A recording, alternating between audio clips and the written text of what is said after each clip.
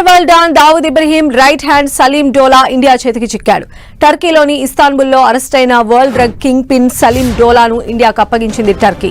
High security మధ్య special aircraft లో డోలాను ఢిల్లీకి ఎయిర్పోర్ట్ కు తీసుకొచ్చారు. దీంతో ఇంటర్నేషనల్ డ్రగ్స్ సిండికేట్ కు వ్యతిరేకంగా Indian intelligence agency law enforcement కీలక పురోగతి సాధించింది. డోలాను ఇండియాకు అప్పగించడం అండర్ వరల్డ్ కు పెద్ద ఎదురుదెబ్బే. అండర్ వరల్డ్ లోని డి కంపెనీకి చెందిన డ్రగ్ ఆపరేషన్స్ ను విదేశాల్లో నిర్వహిస్తోంది సలీం డోలానే. ఏడాదికి 5,000 కోట్ల రూపాయల డ్రగ్స్, నార్కోటిక్స్ వ్యాపారం చేస్తున్నాడు. అంతర్జాతీయ డ్రగ్ నెట్వర్క్ కు ఇది గట్టి దెబ్బ తగిలినట్లేనని ముంబై పోలీసులు చెప్తున్నారు. ఢిల్లీ ఎయిర్పోర్ట్ లో ల్యాండ్ అయిన వెంటనే సలీం డోలాను కస్టడీలోకి తీసుకున్నారు. వివిధ అంశాలపై ప్రశ్నిస్తున్నారు. కీలక ఇంట్రాగేషన్ తర్వాత ముంబై పోలీసులకు లేదా నార్కోటిక్స్ కంట్రోల్ బ్యూరోకు అప్పగించనున్నారు.